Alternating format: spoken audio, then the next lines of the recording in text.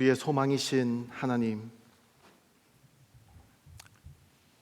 이 세상에서 우리가 가질 수 있는 그 어떠한 소망들도, 어떠한 바램들도 영원하지 않고, 또 우리에게 그 어떤 것도 약속할 수 없지만 하나님 안에서 품을 수 있는 우리의 소망은 확실하고 또 영원하다는 것으로 인하여서 주님 감사합니다. 우리를 위로하시는 하나님, 홀로 앉아 눈물 흘리고 있을 때에도 그 어떠한 사람들의 말도, 그 어떠한 것들도 우리를 위로하지 못하지만 하나님 한 분만은 우리에게 진실한 위로가 되심으로 인해서 주님을 찬양합니다. 신실하신 하나님 아버지, 하나님께서 한번 하신 말씀 끝까지 하나님께서 지키시고, 하나님께서 한번 하신 약속들 끝까지 우리를 향해서 지키시며 우리를 향한 하나님의 놀라운 사랑을 보여주신 신실하신 하나님 아버지를 찬양합니다. 우리를 사랑하시는 하나님, 우리의 마음이 품을 수 있는 그 어떠한 넓은 지평보다도, 우리가 상상할 수 있는 그 어떠한 범위보다도 하나님 더 크게 우리를 사랑하신다는 그 감격으로 인하여서 주님을 찬양합니다. 주님을 예배합니다. 하나님, 우리 가운데 오늘도 좌정하여 주셔서 우리의 마음을 깨워주시고 우리에게 말씀하여 주시고 우리에게 주님을 예배하고 찬양할 또 다른 이유를 우리로 깨닫게 하여 주시옵소서. 항상 새롭게 우리에게 다가오시며 항상 하나님을 알아가는 그 기쁨이 끝나지 않는 그런 우리의 하루하루가 될 수 있도록 주님 인도하여 주시옵소서. 오늘도 이 금요일 시간 주님 앞에 나와왔습니다. 주의 말씀을 듣습니다. 하나님, 전하는 자는 죄인입니다.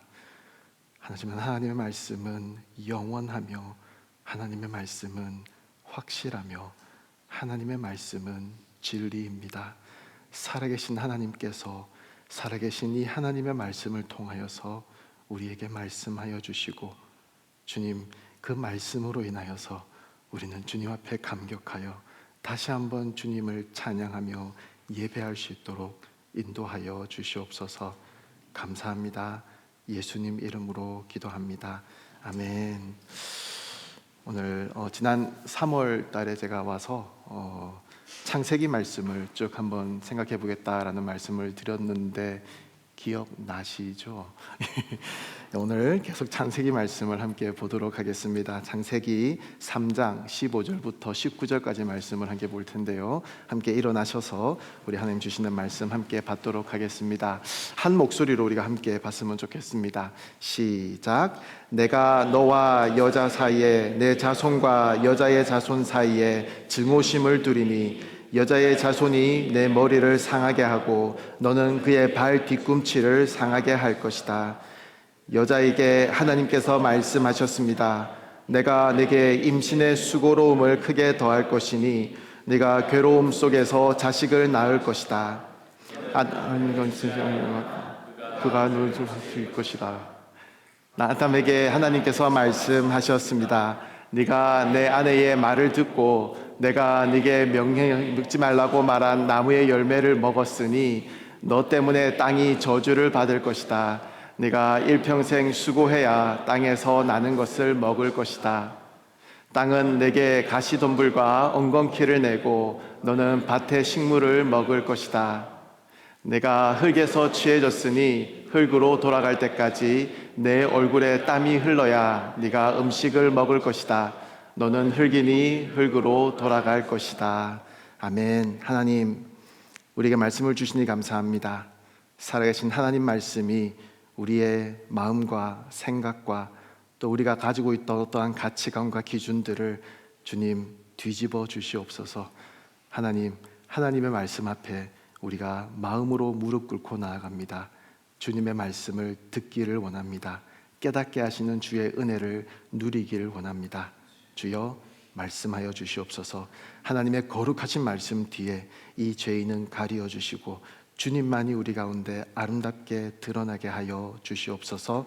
감사합니다. 예수님 이름으로 기도합니다. 아멘. 자리에 앉으시겠습니다. 창세기 3장은 구약 성경에서 참으로 우리에게 중요한 그런 위치에 있는, 또 참으로 중요한 내용을 담고 있는 장입니다. 하나님의 창조의 그 아름다웠던 창세기 1장과 2장의 그런 내용에 이어서 갑작스럽게 뱀이 등장하죠. 그리고 인류가 첫 범죄를 저지르게 됩니다. 그리고 하나님과의 그 아름다웠던 관계가 깨어지는 그런 참으로 비참한 그림들이 그려지는 창세기 3장의 내용 가운데, 또 우리가 잘 알고 있는 원시복음이라고 알려져 있는 그 아름다운 여자의 자손과 뱀의 자손의 그런 싸움에 대해서 그리시는 그 15절의 놀라운 그런 희망과 회복의 그런 메시지까지 우리에게 주시는 참 놀라운 그런 장이다라고 우리가 할 수 있겠습니다. 우리 인생에 왜 이렇게 문제가 많은지, 우리 삶에 왜 이렇게 고민들이 많은지에 대한 가장 선명한 답을 주시는 장이 바로 창세기 3장이고, 또 그 문제들과 고민들을 우리가 어떻게 하나님께서 해결해 나가시는지에 대한 그런 가장 실질적인 예를 또 찾을 수 있는 곳이 바로 이 창세기 3장의 내용이다라고 볼 수 있습니다. 그리고 그 하나님의 일하심을 우리가 함께 발견하는 가운데, 그렇다면 이 문제 많은 세상을 우리가 어떤 자세로 살아가야 할 것인지에 대해서도 가장 현명한 답을 제시해 주는 장이 바로 이 창세기 3장이다라고 볼 수 있습니다. 먼저 우리가 다시 생각해 보기를 원하는 구절은 15절에 있는 내용입니다. 제가 지난번에 왔을 때도 15절을 내용을 이야기하면서 말씀을 마쳤던 기억이 있는데요, 다시 한번 살펴봤으면 좋겠습니다. 뱀의 자손과 여자의 자손 사이에 증오심이라는 것을 두었다는 말은 서로가 싫어한다라는 그런 말이죠. 원수가 되었다라는 그런 뜻입니다. 그리고 여자의 자손은 뱀의 머리를 상하게 하고 뱀은 여자의 자손의 발 뒤꿈치를 상하게 할 것이다 라는 그 하나님의 약속의 말씀이 있습니다. 여기서 여자의 자손은 우리가 잘 알다시피 예수님을 말하는 것이고, 십자가에서의 그 최후의 승리를 우리에게 허락하신 그 하나님의 은혜의 일하심이 인류가 죄를 범한 직후에부터 이미 계획되고 있었다는 사실을, 아니 그 이전부터 이미 계획되고 있었다는 사실을 우리는 먼저 발견하게 됩니다. 그렇습니다. 우리가 죄를 범한 직후에 우리의 의가 산산조각 나게 된 직후에 우리가 붙잡고 있었던 어떠한 우리의 체면, 우리의 의, 우리의 어떠한 성과, 우리의 자존심, 우리가 부여잡고 의지했던 모든 것들이 다 깨어지고 난 직후에 바로 그때 이미 예수님을 통한 놀라운 구원의 역사를 시작하고 계신 하나님의 은혜를 발견하게 되는 것입니다. 그때 이미 일하기를 시작하시고 그 하나님의 놀라운 계획을 선포하고 계신 하나님의 그 놀라운 은혜를 발견하게 되는 것입니다. 엄청난 실수를 저지른 그런 인류였습니다. 사실 실수라는 단어로 온전히 설명할 수 없는 것이, 아담이 온 인류의 대표자의 자리에서 하나님께 대항했던 그런 행동이었지만, 사실 할 수만 있다면 그 컴퓨터에서 삭제 버튼을 이렇게 누르듯이, 컨트롤 Z인가요? 이거를 자꾸 누르고 싶은 그런 심정의 아담이었을 것입니다. 너무도 부끄러워서 나뭇잎으로 몸을 가리고 나무 사이에 숨어 있을 수밖에 없었던 그런 우리들이었습니다. 그런 우리들을 향해서 먼저 일하고 계신, 아니 이미 일하심을 시작하신 그 하나님의 도우심과 회복의 손길이 계셨음을 우리가 먼저 기억할 수 있기를 원합니다. 그리고 그 귀한 일하심에 대한 놀라운 결과를 또한 우리가 함께 볼 수 있기를 원합니다. 여러분, 모세를 한번 생각해 보십시오. 그는 살인자였습니다. 그는 도망자였습니다. 그를 낳아준 민족에게서도 외면당했고요, 그를 길러준 민족에게서도 거절당했던 참으로 비참한 상황의 그런 모세였습니다. 딴에는 그 민족을 위해서 일해야 한다는, 나 말고는 다른 적합한 사람이 없다라는 그런 한켠의 자만감으로 가득 차 있었는지 모르겠습니다. 하지만 이제 그가 부여잡을 수 있었던 것은 아무것도 없어졌을 그때에 하나님의 그 놀라운 일하심의 은혜가 모세와 함께 하였던 것입니다. 그리고 하나님의 그 회복의 일하심으로 말미암아, 그리고 그 하나님의 말씀을 잘 붙잡을 수 있었던 그때에 모세는 이스라엘과 또 성경의 그 역사에 큰 한획을 긋는 그런 놀라운 일들을 감당할 수 있었던 것입니다. 이스라엘의 사사 입다의 출생과 관련된 이야기를 우리는 잘 압니다. 그래서 어느 정도의 유년기를 보낸 이후에는 그 집에서 쫓겨나게 되었죠. 그리고 집에서 쫓겨나게 된 그 입다는 그 이후에 방탕한 생활을 하면서 소위 잡류들과 어울리며 질 나쁜 사람들과 어울리며 전혀 의미 없는 인생을 살았었다라고 성경은 설명하고 있습니다.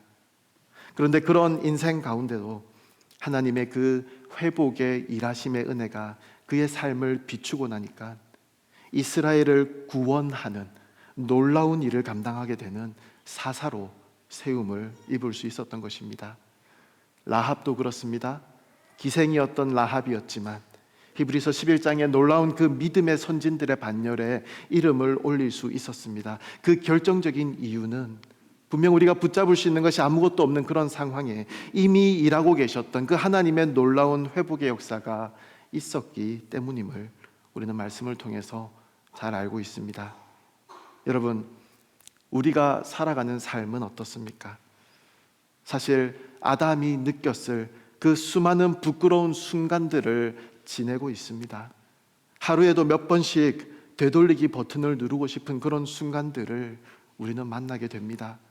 우리가 부여잡고 있었던, 우리가 의지하고 있었던 나의 의가 산산조각 깨어지는 그런 상황들을 우리는 계속 만나면서 살아가는 그런 인생인 것입니다.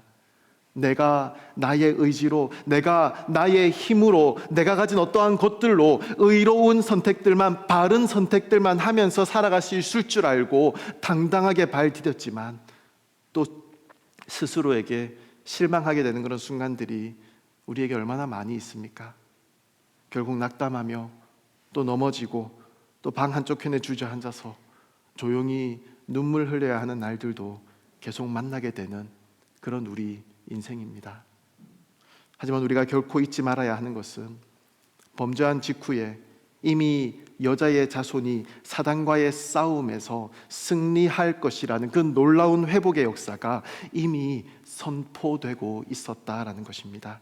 이미 그 일하심이 시작하고 있었다라는 사실입니다. 그 놀라운 하나님의 일하심의 은혜가 지금 우리의 인생 가운데에서도 동일하게 찾아질 수 있음을 우리가 믿을 수 있기 원합니다. 그 놀라운 은혜를 경험할 수 있는 여러분 되시기 바랍니다.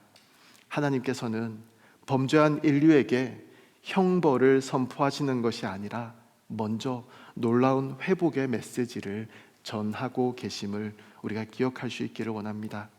부끄러운 우리의 인생 가운데에서도 이미 시작하신 그 하나님의 놀라운 회복의 일하심이 반드시 있음을 기억할 수 있는 그런 우리가 되기를 바랍니다. 자, 그런데 우리 이 창세기 3장 15절의 말씀, 이 복음의 메시지를 들으면서 우리가 쉽게 간과하는 사실이 하나 있습니다. 바로 뱀도 여자의 자손을 상하게 했다라는 것입니다. 비록 그 발 뒤꿈치 밖에 상하게 하지 못했지만 어느 정도는 치열한 싸움을 했다라는 것입니다.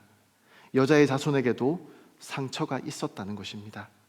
여자의 자손은 우선 예수 그리스도이다 라고 말씀을 드렸습니다. 하지만 좀 더 나아가서 더 넓은 의미로 본다면 창세기 3장 15절은 단순히 오실 메시아, 여자의 자손으로 오시는 예수 그리스도에 대한 예언으로만 보지 않고 여자의 자손과 또 뱀의 자손 사이의 그 증오심을 인류 역사 속에서 하나님의 백성과 사탄의 세력 간의 대립에 대한 예언으로 우리가 해석할 수도 있습니다. 요한계시록 12장 17절에 보면요, 그러자 용이 여자에게 분노를 품고 여자의 후손에 남은 사람들, 곧 하나님의 계명을 지키고 예수의 증거를 붙잡고 있는 사람들과 더불어 전쟁을 하려고 떠나가 바닷가 모래 위에 섰습니다 라고 말씀합니다. 여기서 여자의 후손은 우리 성도를 말하는 것임을 우리가 금방 알 수 있겠죠. 그래서 여자의 자손은 예수님으로 뱀의 머리를 상하게 하는 것은 예수님께서 죽음의 권세를 이기시고 부활하시는 것으로도 해석하고요. 그것이 1차적인 해석이고요. 동시에 더 넓은 의미로 본다면 여자의 자손은 예수님뿐만 아니라 그분 안에 속한 모든 믿는 자들로 확대해서 해석할 수 있고, 뱀의 머리를 상하게 하는 것은 이 요한계시록에서 설명하는 우리 예수님과 성도들의 최후 승리를 말하는 것이다 라고도 이야기할 수 있습니다. 제가 존경하는, 그리고 읽으면서 굉장히 힘들었던 게하르더스 보스라는 신학자가 있습니다. 그분이 영어가 first language가 아니었어요. 그래서 영어로 적은 글들이 정말로 어려웠습니다. 하지만 학교를 다니기 위해서 읽어야 했던 그런 신학자였는데요. 그분은 이 구절이 그리스도 안에 있는 모든 성도들이 사탄과의 영적 전쟁에 참여하는 것을 의미한다라고 해석합니다. 즉, 여자의 자손은 예수 그리스도를 중심으로 한 믿는 우리 성도들의 공동체를 포함하며, 그들은 사탄의 세력과 끊임없이 대립 속에서 하나님의 구속 사역에 참여하게 된다라는 것이죠. 그런 관점에서 볼 때 여자의 자손이 뱀의 머리를 상하게 하고 뱀이 여자의 자손의 그 발 뒤꿈치를 상하게 한다라는 것은, 물론 예수 그리스도를 구주로 모시고 살아가는 사람들, 다시 말해서 영적인 여자의 자손으로 살아가는 우리들이 최후에는, 결국에는 승리를 얻게 될 것이라는 그런 사실에는 우리가 의심할 필요가 없지만, 그럼에도 우리가 결코 잊지 말아야 할 사실은 사탄도 여자의 자손의 발 뒤꿈치를 상하게 할 것이라는 그런 하나님의 약속이 또한 있었다라는 사실입니다. 그리스도인으로서 우리가 이 세상을 살아가면서 혹시 이런 마음을 가지신 분이 계시지 않는지 모르겠습니다. 한번 잘 들어보십시오. 나는 예수님을 믿는 사람이기 때문에, 나는 하나님과 동행하는 삶을 살고 있기 때문에 하나님께서 나의 삶을 축복해 주실 것이고, 내가 열심히 하나님을 섬긴다면 하나님께서 분명히 나의 삶에 큰 복을 내려주시고 선한 길로 인도해 주실 것이다. 그래서 나의 삶에 혹시라도 어려운 문제들이 생기고 혹시라도 감당하기 힘든 그런 환경들로 인해서 내가 고통받게 된다면 그것은 내가 무엇인가 하나님 앞에서 잘못하고 있거나 혹은 하나님께서 무엇인가 잘못하고 계신 것이다. 여러분, 이런 생각을 가지고 계신 분이 없는지 모르겠습니다. 하지만 우리가 잘 이해해야 하는 것은 성경은 그렇게 설명하고 있지 않다라는 것입니다. 사탄은 지금도 온갖 방법으로 우리와 하나님 사이를 멀어지게 하기 위해서 노력하고 있다라는 것입니다. 그리고 어느 정도는 그 싸움에서 성과를 거두고 있다라는 사실을, 발 뒤꿈치를 상하게 하고 있다라는 사실을 우리가 꼭 기억해야 한다라는 것입니다. 성경의 역사를 통해서, 또 교회의 역사를 통해서 우리는 사탄의 그런 수많은 노력들을 발견하게 됩니다. 예수님께서 십자가에서 돌아가실 때에도 사탄은 마치 자신이 싸움에서 이겼다라고 생각하였을 것입니다. 예수님께서 십자가에서 마지막으로 고개를 떨구시고 운명하실 때 사탄은 하나님과의 전쟁에서 내가 승리하였다라고 기뻐하였을지도 모릅니다. 하지만 범죄한 직후 창세기 3장에서 이미 예수님의 탄생을 준비하셨던, 아니 그 이전부터, 창세 전부터 준비하셨던 그 하나님께서는 마지막 한 방을 준비하고 계셨던 것입니다. 바로 예수님의 부활이었죠. 예수님께서 부활하심으로 인해서 사탄의 그 모든 계략이 실패로 돌아가게 되었습니다. 비록 사탄은 여자의 자손의 발 뒤꿈치를 상하게 하였으나 하나님의 일하심은 이미 시작되었고, 예수님께서는 사탄의 머리를 깨트리시는 그런 위대하고 놀라운 일을 행하고 계셨다라는 것입니다. 그와 같은 이야기가 교회 역사의 곳곳에서도 발견됩니다. 600여 년 전이죠. 교회는 참으로 비참하게 타락되어 갔습니다. 교회는 구원을 사람들에게 판매하기 시작했습니다. 성경을 읽어서 아는 사람들은, 아니 성경을 읽기 때문에 알아야 하는 사람들은 이 모든 타락의 현장을 묵인하고 있었습니다. 교회가 돈을 벌어야 하기 때문에, 교회가 건축을 해야 하기 때문에 그런 타락의 현장들까지도 모두가 묵인하고 있었다라는 것입니다. 교회가 한없이 타락하고 있을 때에 사탄은 아마 쾌재를 부르고 있었을 것입니다. 교회가 존속하고는 있지만 교회로서의 역할을 전혀 감당하지 못하고 있었던 그 교회를 보면서 아마 사탄은 자신이 하나님과의 싸움에서 이겼다라고 외치고 있었을지 모릅니다. 하지만 하나님께서는 그 혼탁한 교회의 역사 가운데서도 마틴 루터를 준비시키고 계셨습니다. 쯔빙글리와 칼빈 같은 사람들을 준비시키고 계셨습니다. 그들을 통해서 복음의 아름다운 메시지를, 우리가 결코 포기하지 말아야 할 복음의 그 귀한 진리를 보존시키셨다라는 것입니다. 사탄의 모든 괴계와 책략으로 여자의 자손의 발 뒤꿈치가 상하게 되었지만 하나님은 이미 처음부터 사탄의 머리를 깨뜨릴 준비를 하고 계셨다라는 것이죠. 그 모든 괴계와 책략이 아무 의미 없는 것이 되어버리도록 만드시는 그 하나님의 일하심을 우리는 발견하게 됩니다. 또 있습니다. 바울이 감옥에 갇혔을 때 초대교회를 선두에서 이끌고 있던 그 바울이 감옥에 갇혔다라는 것은 아주 큰 손실이 아닐 수 없었습니다. 로마 감옥에 바울이 갇혔을 때, 그리고 동시에 로마의 황제가 기독교를 막 박해하기 시작했을 때 아마도 사탄은 또한 쾌재를 부르고 있었을 것입니다. 이제 더 이상 교회는 이 세상에 존속하지 못할 것이라고, 하나님께서 교회를 통해서 이루고자 하셨던 그 모든 계획하심들이 다 수포로 돌아갈 것이라고 생각하며 기뻐하였을 것입니다. 그가 싸움에서 승리했다라고 생각하였을 것입니다. 하지만 로마 감옥에서 무슨 일이 있었습니까? 로마의 황제가 바울을 감옥에 그렇게 수감한 뒤에 그 바울의 죄질이 아주 엄하다는 것을 보고 그에게 군인 24명을 붙여서 바울을 감시하게 하였습니다. 6명씩 6시간 동안 24명이 교대로 돌아가면서 바울에게 자신의 몸을 묶어서 바울을 감시하였습니다. 그 말은 무슨 말이죠? 그 24명의 군인들은 그들의 의지와 상관없이 어쩔 수 없이 바울에게서 복음을 들어야 하는 그런 상황이 되었던 것입니다. 자, 그 결과 어떤 일들이 일어나기 시작했습니까? 빌립보서 4장에 보면요, 제일 마지막 부분에 바울은 그와 함께 있는 사람들의 안부를 빌립보 교회에 전하고 있습니다. 그 중에 22절을 보시면요, 이런 말씀이 있습니다. 모든 성도들, 특히 가이사 집안 사람들이 여러분에게 안부를 전합니다. 가이사가 누구이죠? 영어로 Caesar입니다. 황제를 뜻하는 것이죠. 황제의 집 사람들 중에서도 예수님을 영접하고 하나님께로 온 그런 사람들이 있었다라는 이야기입니다. 로마 제국의 왕족에게도 복음이 전해지는 계기가 있었다라는 것입니다. 바울이 감옥에 갇히게 되어서 아무 일도 할 수 없는 그런 상황이 되었을 때에 사탄은 그가 승리했다라고 자부하였을 것입니다. 하지만 이미 하나님께서는 놀라운 일을 계획하고 계셨던 것입니다. 전화위복이 경험되어진 순간이었습니다.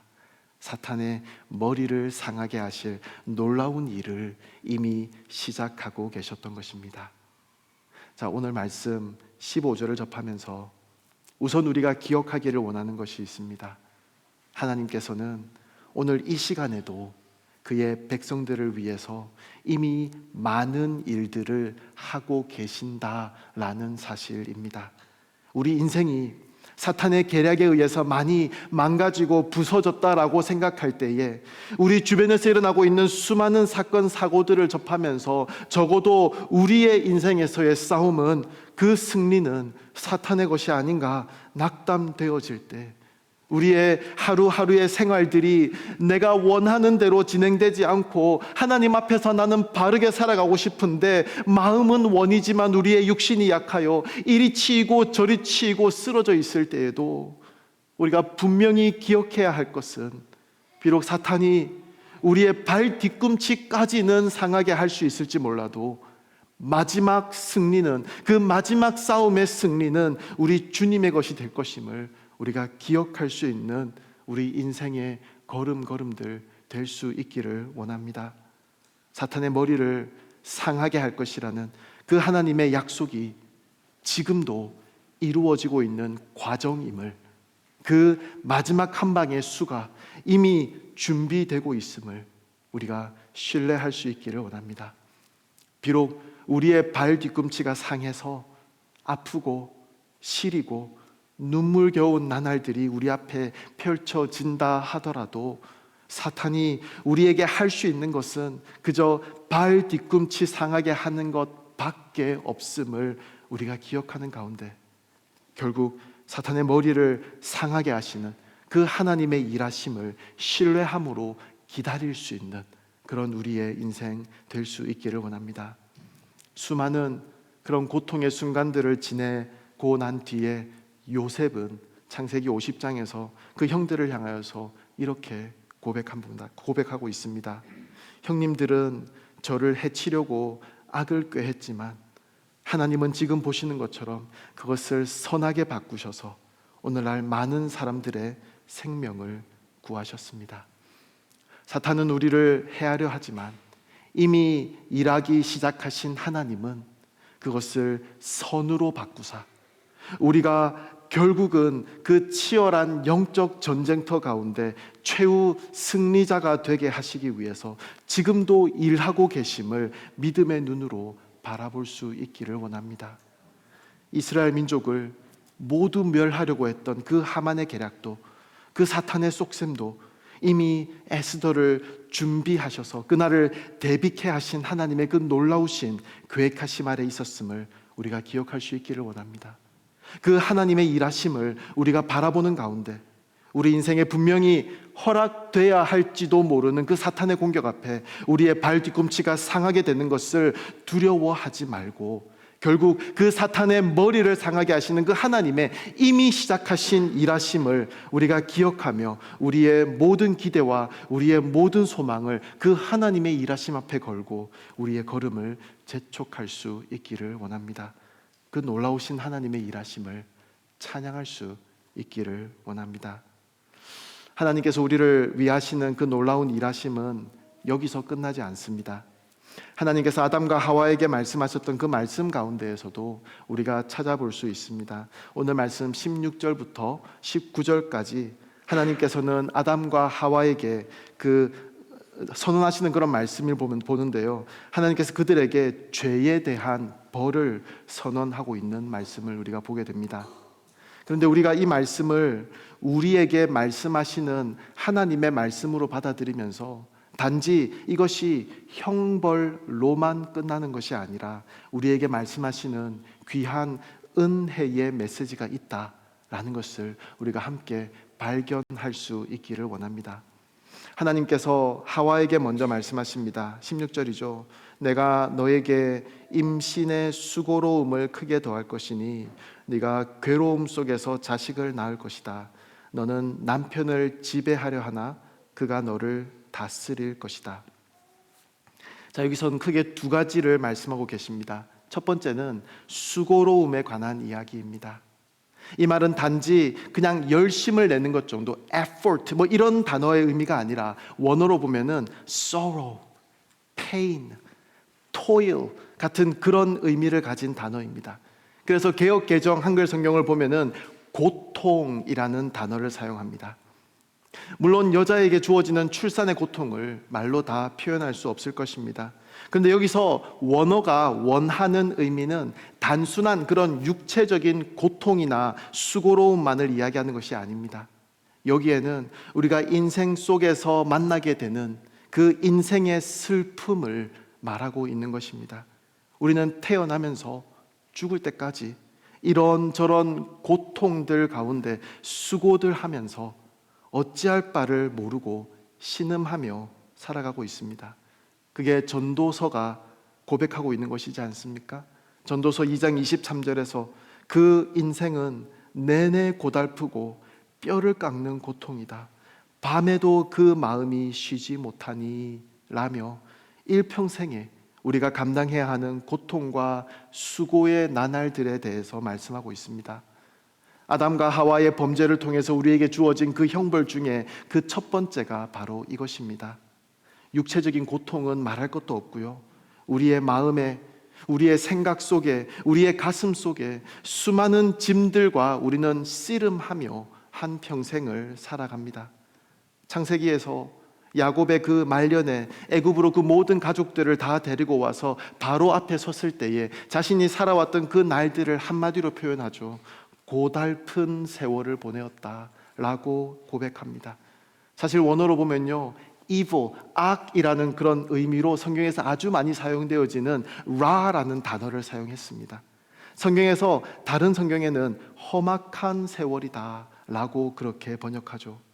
모세는 시편 90편에서 우리의 일생을 바라보면서 우리의 연수의 자랑은, 다시 말해서 우리가 살아온 날들에 대해서 우리가 할 수 있는 말은 그저 고통과 슬픔뿐이다 라고 말씀합니다. 이 사실을 부인하고 살아갈 수 없는 그런 우리들임을 고백합니다. 불교에서 이야기하듯이 오랜 수련을 통해서, 오랜 명상을 통해서 어느 정도의 경지에 이르면 이 세상의 모든 고통으로부터도 해방되어 줄 수 있다, 이런 것은 잘못된 가르침이죠. 우리에게 다만 허락된 것은 아담과 하와의 범죄를 통해서 우리에게 주어진 이 형벌이 죄악의 결과임을 우리가 인식하는 가운데, 나는 나 스스로는 완벽한 삶을 살아갈 수 없다라는 것을 인정하는 것입니다. 하나님께서 하와에게 말씀하셨던 형벌의 그 두 번째는 예속에 관한 것입니다. 여자가 남편을 지배하려 한다고 말씀하실 때의 이 단어는 창세기 4장에서 그 동생 아벨에게 화가 나가지고 막 씩씩거리고 있는 그 가인에게 하나님께서 하신 그 말씀에 다시 등장합니다. 죄가 너를 지배하려 하니 너는 죄를 다스려야 한다 라고 하나님 말씀하시는데, 여기서 같은 단어가 사용되었습니다. 무슨 말씀입니까? 주도권의 싸움에 대한 그런 말씀입니다. 여러분 생각해 보십시오. 타락 이전에 아담과 하와는 서로 존중하였습니다. 그리고 하와가 남편을 존중하는 것이 그에게 전혀 부담이 되지 않았습니다. 그런데 범죄 이후에는 그 남편과 아내의 관계가 예속의 관계가 됨으로 말미암아 주도권의 다툼이 일어나기 시작했다라는 것입니다.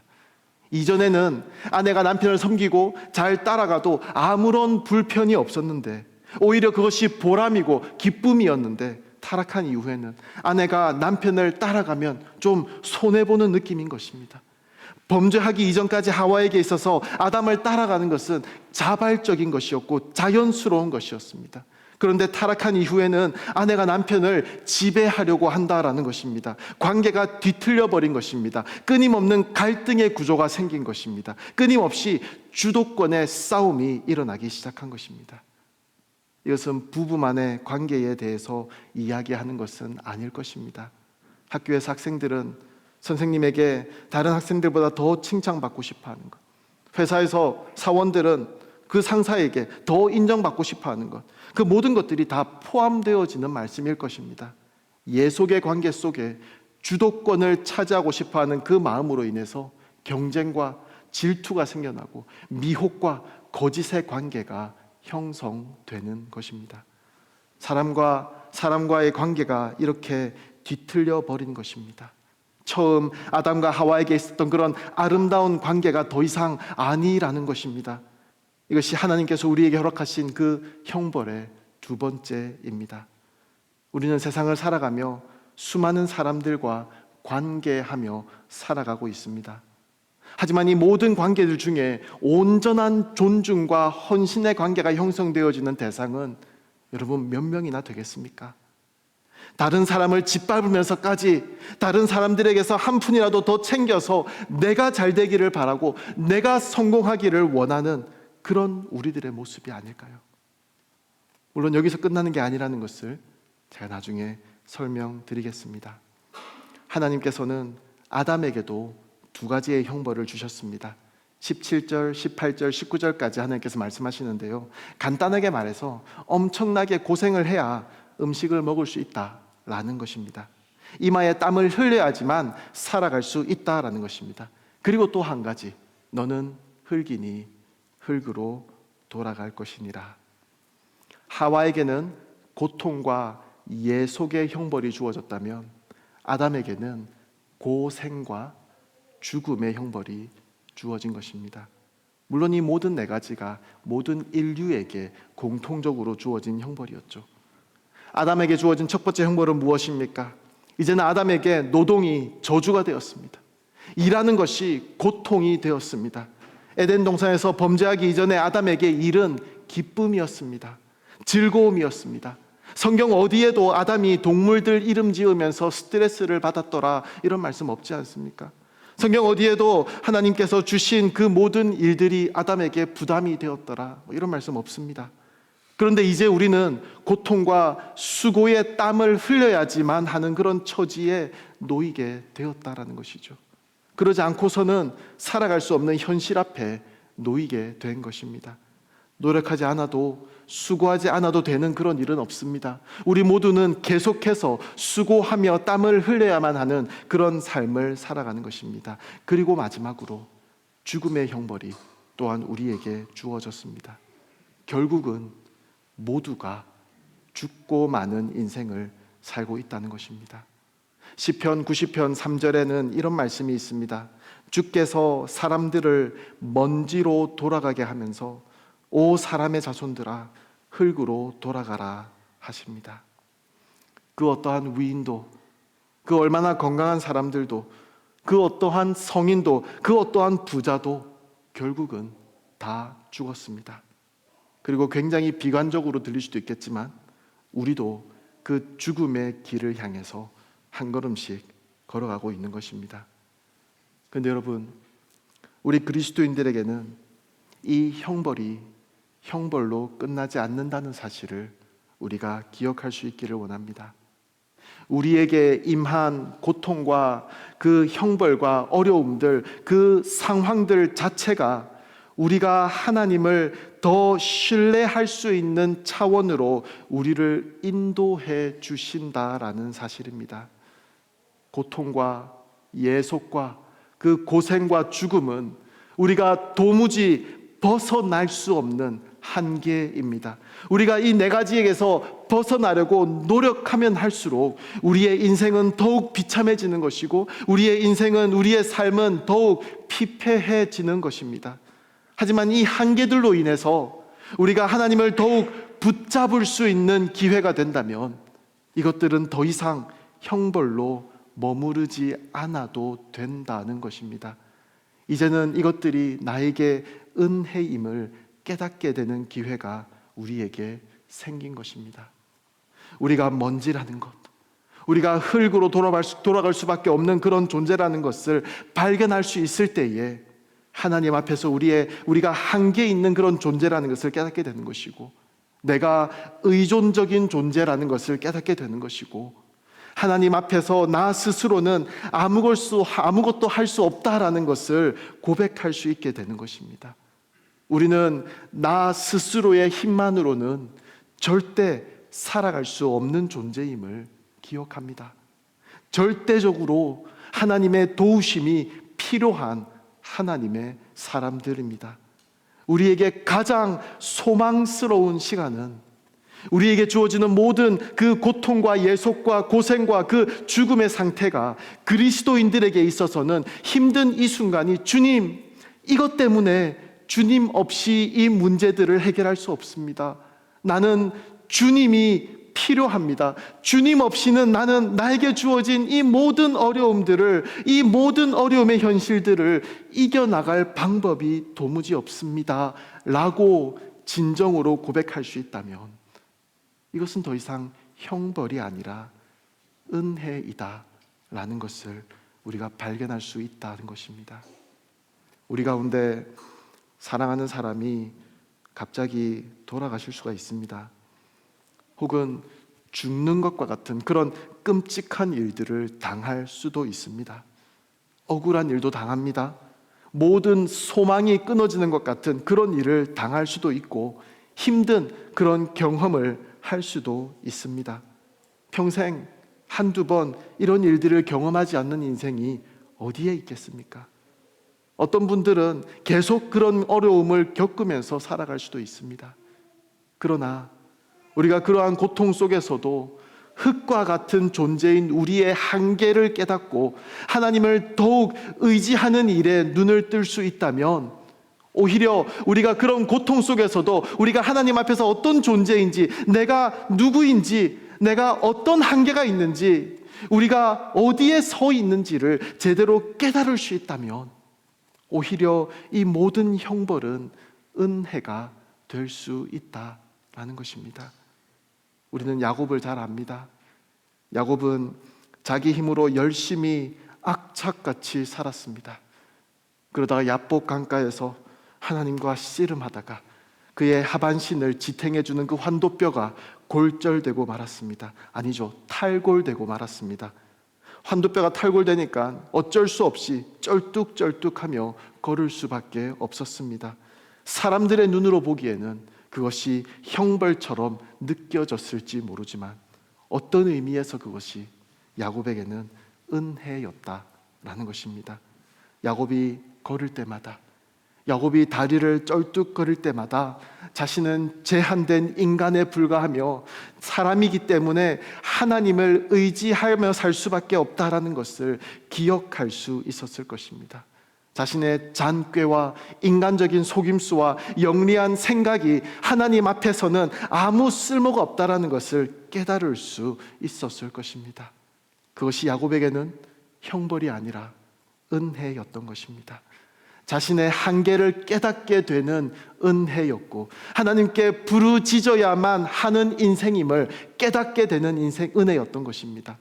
하나님의 손을 항상 붙잡고 살아가야 하는 인생임을 깨닫게 되는 은혜였고, 하나님과 함께하지 않으면 아무 쓸모없는 인생임을 깨닫게 되는 은혜였다라는 것입니다. 우리가 로마서 1장의 후반부를 보면은 어쩌면 우리가 이해하기 힘든 그런 장면을 만나게 됩니다. 왜냐하면 이 부분의 말씀을 읽어보면 세상의 모든 불의와 죄악과 더러운 그런 우리의 모습에 대해서 계속해서 그리고 있기 때문입니다. 이 책을 읽으면서 독자들은 질문하게 됩니다. 아니, 왜 우리에게 좀 선한 것이 있는데, 아니면 그런 것들에 대해서는 한마디도 언급하지 않고 왜 전부 나쁜 것들만 써놓았는지 질문하게 됩니다. 로마서 1장 후반부가 분명하게 전달하고자 하는 것이 이것입니다. 아무리 스스로 자기를 의로운 채 가장을 해도 하나님 앞에 벌거벗겨 놓으면 어느 것 하나 걸리지 않는 게 없는 그런 존재라는 것입니다. 그런 추잡한 존재가 바로 인간이라는 것입니다. 우리 사람은 어떤 존재입니까? 우리가 잘 알지 않습니까? 정말 죄악투성이의 존재라는 것을 알려주기 위해서 로마서 1장의 후반부가 우리에게 말씀하고 있는 것입니다. 하나님을 싫어하고 하나님을 밀어내고 그 자리에 자기가 하나님인 양 되어서 앉아서 자기가 하고 싶은 대로 다 하고 나니 인간의 진짜 모습은 죄악투성이로 얼룩져 있고 선한 것은 하나도 찾을 수 없는, 로마서 1장의 그 마지막 절을 빌려서 이야기하면 우리는 죽어 마땅한 자들이라는 사실을 우리에게 알려주고 있습니다. 여러분, 누가 우리를 구원할 수 있습니까? 이 더러운 죄를 어디에 가서 처리할 수 있습니까? 적당하게 한두 가지 개선을 해서 될 문제가 아니고 도무지 쓸모가 없이 되어버린 그런 사람들이라는 것을 로마서 1장은 우리에게 보여주고 있습니다. 그런 우리의 현실을, 그런 우리의 한계를 깨닫게 하기 위해서 하나님께서는 우리에게 고통과 예속과 고생과 또 죽음의 형벌을, 아니 그 은혜를 우리에게 허락하셨다라는 것입니다. 우리의 그 한계를 해결할 수 있는 방법이 우리 주님의 그 피 묻은 십자가밖에 없음을 깨닫게 하시기 위해서 우리에게 이런 현실들을 허락하셨다라는 것입니다. 이런 차원에서 여러분, 지금 하나님께 매를 맞고 있다고 생각하는 분이 계십니까? 그 매는 형벌이 아닙니다. 그 매는 나 자신을 더 깊이 알아갈 수 있는 은혜의 도구가 됩니다. 그 매는 하나님을 더 깊이 경험할 수 있는 은혜의 도구가 된다는 것입니다. 히브리서 12장 11절에서 말씀합니다. 모든 연단이 당시에는 즐거움이 아니라 괴로움으로 보이지만 나중에는 그것을 통해 연단된 사람들에게 의로운 평화의 열매를 맺게 합니다. 그 연단이 힘들지만 그 과정을 통해서 연단받은 자들은 의로운 평화의 열매를 맺을 수가 있다라고 성경은 우리에게 약속하고 있는 것입니다. 성경에 보면요, 그리고 역사를 보면요, 우리 기독교의 역사를 보면요, 믿음의 조상들이나 신앙의 어른들에게는 반드시 그들을 절망으로 이끌었던 그런 인생의 차가운 바닥이 있었습니다. 인생의 골짜기가 있었습니다. 그러나 그 차가운 바닥과 골짜기가 하나님을 대면하고 하나님을 의지하는 가운데 하나님을 부여잡을 수 있었던 그런 사람들에게는 인생을 새롭게 반전시킨 풍요의 자리로 변화될 수 있었다라고 저는 확신합니다. 그리스도인들에게 있어서 차가운 인생의 골짜기는 하나님 앞에 바르게 서기 위한, 하나님의 사랑하시는 사람들에게만 허락하시는 연단과 은혜의 장소임을 저는 확신합니다. 아브라함에게 있어서 그 장소는 모리아 산이었을 것입니다. 자식을 각을 떠서 제물로 바쳐야 했던 그 아픔과 고통의 장소가 하나님 앞에 더 아름답게 서기 위한 은혜의 장소였던 것입니다. 욥에게는 그 장소가 너무나 고통스러워서 기와장으로 자신의 몸을 벅벅 긁어대야 했던 그 장소가 차가운 인생의 골짜기였습니다. 모세는 광야의 그 열기 속에서 불붙은 그 떨기나무 앞에서 고통하면서 하나님의 음성을 들어야 했던 그 장소가 차가운 인생의 바닥이었습니다. 베드로에게 있어서 그 차가운 인생의 바닥은 예수님을 모른다고 저주하면서 부인하였던, 그래서 다구는 소리를 들으며 슬피 울며 통곡하였던 그 대제사장의 뜰이었을 것입니다. 바울에게는 다메섹으로 가는 그 길이었고요, 요한에게는 그 유배지 반모섬이었을 것입니다. 그 장소들이 바로 그들에게 있어서 차가운 인생의 골짜기였고, 그와 동시에 인생의 은혜로운 반전이 경험되어진 영적 풍요의 자리였던 것입니다. 오늘 이 시간, 지금 가는 길이 혹시 고통스럽습니까? 창조주 하나님을 제대로 만나기 위한 은혜의 자리임을 믿으시기 바랍니다. 큰 그림으로 보아서 에덴 동산은 그 어느 것 하나 부족함 없는 완벽한 자리였습니다. 하지만 그 완벽한 자리가 아담과 하와의 범죄로 말미암아 형벌의 동산이 되었습니다. 그 형벌의 동산이 나중에 가시와 엉겅퀴를 내면서 저주의 장소가 되었지만, 앞에 있는 15절에 여자의 자손 예수 그리스도께서 머리에 가시 면류관을 쓰심으로 그 저주의 땅은 은혜의 장소가 될 수 있었던 것입니다. 말씀을 정리하겠습니다. 사랑하는 여러분, 사탄은 우리를 쓰러지게 하기 위해서 지금 이 순간에도 열심히 노력하고 있습니다. 그리고 그의 역사는 어느 정도는 우리를 아프게 할 것입니다. 우리로 쓰러지게 할 것입니다. 하지만 우리가 결코 잊지 말아야 할 것은, 그럼에도 불구하고 마지막 승리는 우리에게, 아니 예수님에게 있음을 기억하기를 원합니다. 결국은 사탄의 머리를 상하게 함으로 최후 승리를 얻게 되는 그 하나님의 일하심을 우리가 기억할 수 있기를 원합니다. 그 일을 위하여서 이미 일하고 계시는 그 하나님을 바라볼 수 있기를 원합니다. 그와 동시에 우리 죄로 말미암아 우리에게 주어진 고통과 예속과 고생과 죽음의 형벌을 믿음의 눈으로 바라보며 하나님의 은혜를 경험하게 되는 귀한 축복을 누릴 수 있는 여러분 되시기 바랍니다. 차가운 인생의 골짜기를 걸어가면서 어쩌면 하나님께 매맞고 있다고 여겨지는 그런 시기를 지나고 있다고 여겨진다면, 주의 십자가를 더욱더 굳게 붙잡는 가운데 그 형벌의 장소가 놀라운 은혜의 장소가 될 것임을 기대하며 바라며 나의 한계를 인정하고 하나님의 능력을 더욱더 간절히 붙잡을 수 있는 그런 저와 여러분 되시기 바랍니다. 그리고 이 하나님의 놀라운 은혜를 혹 고통과 예속과 고생과 죽음이라는 그 인생의 현실에 빠져서 허우적거리고 있는 사람들에게 확신을 가지고 이야기할 수 있는 그런 우리가 되기를 원합니다.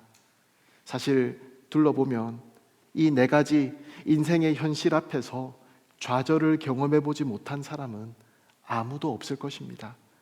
다만 예수 그리스도 안에서 해결책을 찾은 사람과 그렇지 않은 사람들의 차이만 있을 뿐입니다.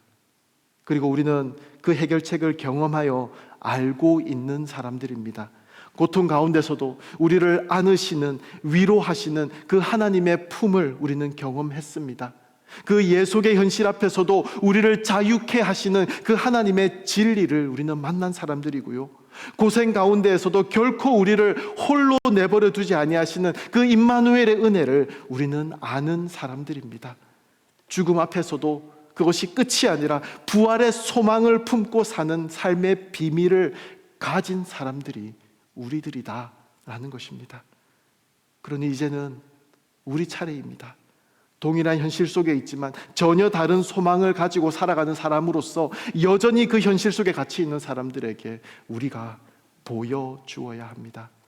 예수 그리스도 안에 답이 있음을 우리의 삶으로 보여주어야 합니다. 이 복음을, 확신을 가지고 전할 수 있는 그런 저와 여러분 되기를 바랍니다. 잠시 기도하는 시간 가지기 전에 찬양 하나 부르면 좋겠습니다.